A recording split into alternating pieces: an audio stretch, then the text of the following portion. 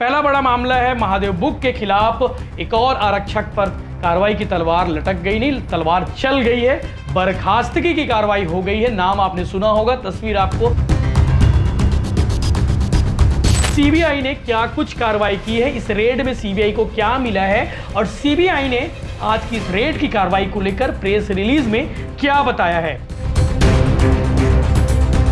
Neha खलको deputy collector पद पर इनका भी चयन हुआ था और राज्यपाल के सचिव अमित खलको की बेटी हैं। इसके बाद निखिल खलको डिप्टी कलेक्टर पद पर इनका चयन हुआ था। राज्यपाल के सचिव अमित खलको के बेटे हैं, यानी कि नेहा खलको और निखिल खलको दोनों भाई बहन हैं। दोनों का चयन डिप्टी कलेक्टर के पद पर हुआ है और यही तो सवाल है कि आखिर ये कैसे हो सकता है। जांच की कार्रवाई सीबीआई ने शुरू कर दी है। अर्जुंदा थाना में मामला पंजीबद्ध है। ये बड़ा मामला है और इसे लेकर लगातार युवा सवाल उठा रहे थे कि भैया टामन सिंह सोनवानी को कब टांगोगे। नमस्कार, जय जोहार, जय छत्तीसगढ़। मैं यशवंत साहू, आप देखना शुरू कर चुके हैं भिलाई टाइम्स और इस वीडियो में दो बड़े अपडेट, दो बड़े मुद्दों पर मिलने वाला है क्योंकि मामला बड़ा है। सरकार एक्शन में है, सीबीआई एक्शन में है, ईओडब्ल्यू एक्शन में है क्योंकि छत्तीसगढ़ में साया सरकार है और साया कार्रवाई की जा रही है। जैसा कि सरकार कह रही है कि हमारी सरकार आते ही कार्रवाई भी साय हो गई है। पहला बड़ा मामला है महादेव बुक के खिलाफ एक और आरक्षक पर कार्रवाई की तलवार लटक गई, नहीं तलवार चल गई है। बर्खास्तगी की कार्रवाई हो गई है। नाम आपने सुना होगा, तस्वीर आपको दिख रही होगी।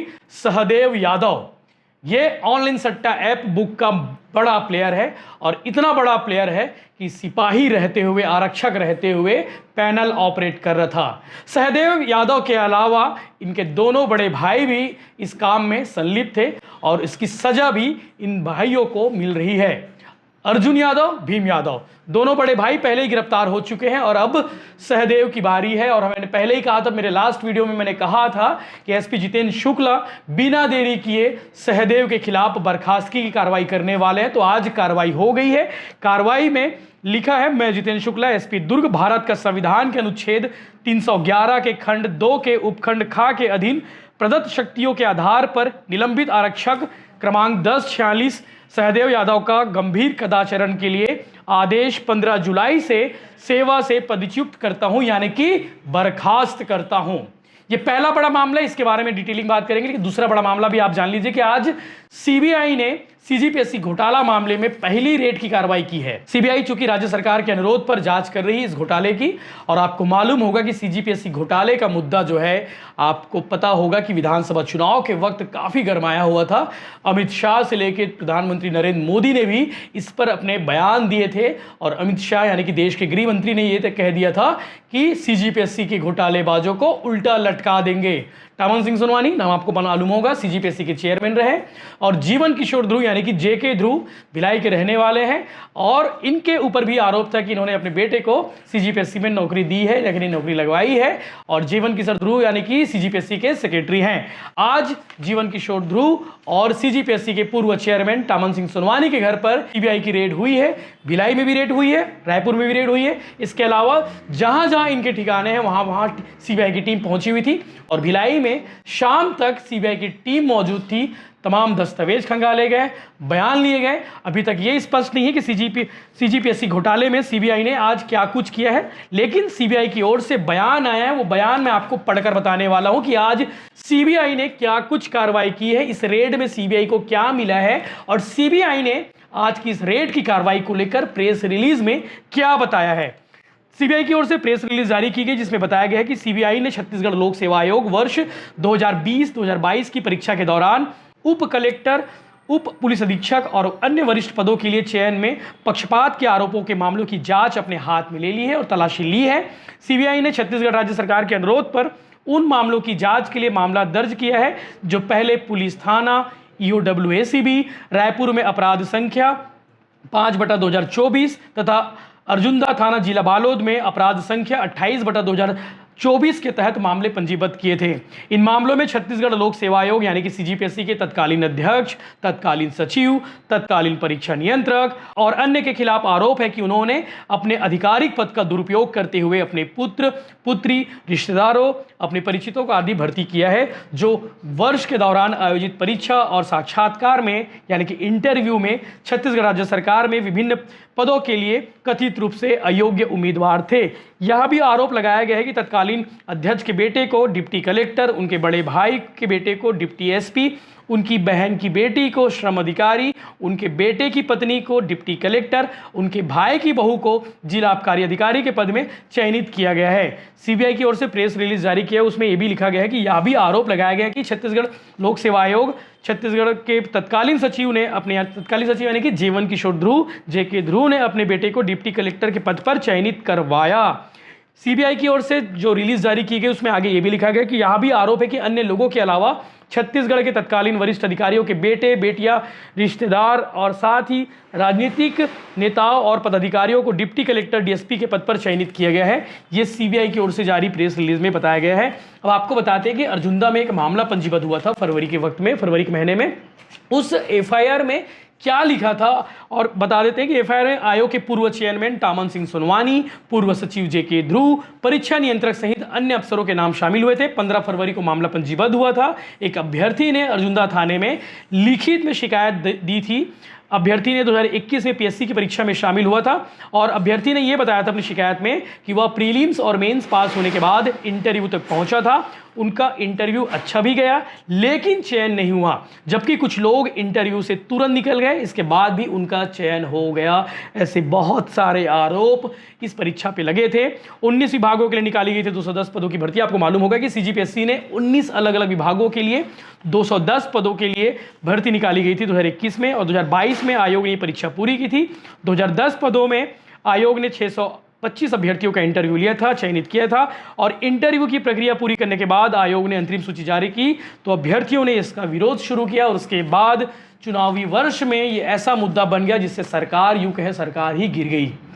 इसके अलावा कांग्रेस सरकार में भी इस मामले को लेकर शिकायत की गई थी। तब ये कह दिया गया था जिसे आपत्ति है वो कोर्ट जा सकता है। सरकार ने एक्शन से इनकार कर दिया था। इसके बाद भाजपा ने आंदोलन किया और सरकार आने पर सीबीआई जांच कराने की बात कही थी, जो जांच अभी जारी है।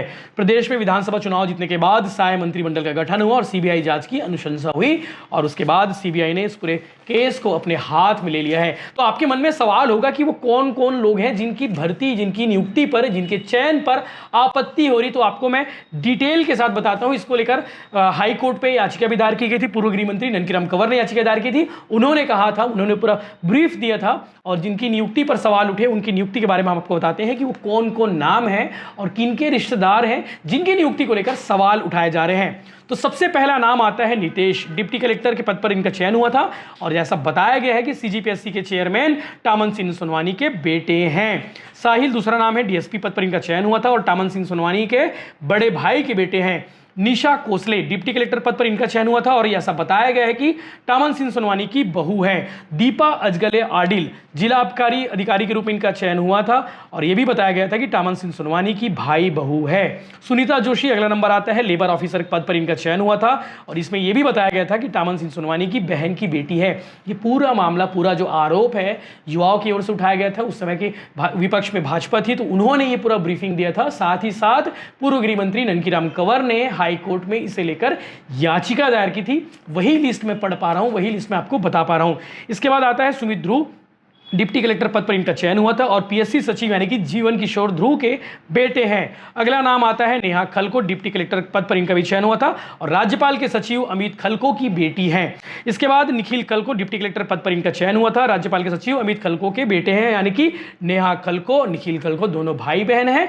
दोनों का चयन डिप्टी कलेक्टर के पद पर हुआ है और यही तो सवाल है कि आखिर ये कैसे हो सकता है, दोनों भाई बहन का चयन कैसे हो सकता है, वो भी राज्यपाल के सचिव। अब अगला नंबर आता है साक्षी ध्रुव। डिप्टी कलेक्टर के पद पर इनका भी चयन हुआ है। डीआईजी ध्रुव की बेटी है, ऐसा बताया गया है इस डिटेल में। इसके अलावा प्रज्ञा नायक डिप्टी कलेक्टर पद पर चयन हुआ है और कांग्रेस नेता के ओएसडी के रिश्तेदार की बेटी है, ऐसा ब्रीफ किया गया था। प्रखर नायक प्रखर नायक का चयन डिप्टी कलेक्टर के रूप में हुआ है और कांग्रेस नेता के ओएसडी के रिश्तेदार के बेटे हैं, ऐसा बताया गया था। अनन्या अग्रवाल डिप्टी कलेक्टर के पद पर चयन हुआ है, कांग्रेस नेता की बेटी है, ऐसा आरोप है। शशांक गोयल डिप्टी कलेक्टर के पद पर इनका चयन हुआ है और कांग्रेस नेता सुधीर कटियार का दामाद है, ऐसा कहा गया। भूमिका कटियार का भी नाम है, भूमिका कटियार का चयन डिप्टी कलेक्टर के पद पर हुआ है और कांग्रेस नेता सुधीर कटियार की बेटी है, यानी कि पति पत्नी का भी चयन हुआ है, ऐसा कहा गया था। इसके बाद खुशबू बिजौरा का नाम आता है। खुशबू बिजौरा का चयन डिप्टी कलेक्टर के पद पर हुआ था और मंत्री के ओएसडी के साढ़ू की बेटी है। इसके अलावा स्वर्णिम शुक्ला डिप्टी कलेक्टर पद पर चयन हुआ था। कांग्रेस नेता राजेंद्र शुक्ला की बेटी है और राजेंद्र कुमार कौशिक डिप्टी कलेक्टर पद पर चयन हुआ था और कांग्रेस नेता के बेटा है। और मीनाक्षी गणवीर डिप्टी कलेक्टर के पद पर चयन हुआ है और टामन सिंह सोनवानी के करीबी के रिश्तेदार के बेटी है, ऐसा कहा गया था। ये आरोप की बात हो गई और यही वो लिस्ट है, यही वो सूची है जिसको लेकर विधानसभा चुनाव में इतना बड़ा मुद्दा बन गया कि सरकार गिर गई और सरकार को युवाओं ने गिरा दिया। ये कह सकते हैं कि इस विषय को लेकर युवाओं में काफी गुस्सा देखने को मिला था, काफी आक्रोश देखने को मिला था। हर घर पर इस विषय पर बात हो रही थी और भूपेश बघेल को इसका नतीजा भी भुगतना पड़ा। सीजीपीएससी घोटाले से जुड़े मतलब कई और भी मामले, विवादित मामले रहे, वो विवादित मामलों को भी आपको एक ब्रीफ कर देता हूं कि इससे पहले भी तो सीजीपीएससी घोटाले को लेकर बातें होती थी, सीजीपीएससी घोटाले की चर्चा होती थी। तो आपको बताते हैं कि साल 2003 का जो मामला था सीजीपीएससी घोटाला, वो काफी चर्चित रहा है और भर्ती में गड़बड़ी हुई थी। उसके बाद 2005 में भी सवालों को लेकर, भर्ती को लेकर गड़बड़ी दोहराई गई और 2008 में मॉडल आंसर और चयन में गड़बड़ी का मामला सामने आया था और 2017 में प्री की परीक्षा में 50 से ज़्यादा सवाल गलत निकाले गए थे। इसके अलावा साल 2005, 2008 में सिविल जज और 2016 में असिस्टेंट प्रोफेसर भर्ती और 2018 में इंजीनियरिंग सेवा परीक्षा और 2019 में सिविल जज की परीक्षा विवादों में रही है, चर्चा में रही है। ये मामला है सीजीपीएससी घोटाले को लेकर। और आज जीवन किशोर ध्रुव के निवास, भिलाई निवास में और रायपुर निवास में टामन सिंह सोनवानी के घर पर जो है आज सीबीआई की टीम पहुंची है। सीबीआई की ओर से प्रेस रिलीज जारी किए गए जिसमें उन्होंने बताया कि राज्य सरकार की ओर से अनुरोध किया गया था इस मामले की जांच के लिए और वही जांच की कार्रवाई सीबीआई ने शुरू कर दी है। अर्जुंदा थाना में मामला पंजीबद्ध है। ये बड़ा मामला है और इसे लेकर लगातार युवा सवाल उठा रहे थे कि भैया टामन सिंह सोनवानी को कब टांगोगे। ये लोग सवाल कर रहे थे और गृह मंत्री अमित शाह ने यह भी कहा था कि हम टामन सिंह सोनवानी समेत जितने भी सीजीपीएससी के घोटालेबाज हैं उन्हें उल्टा टांगा जाएगा, उन्हें सलाखों के पीछे भेजा जाएगा।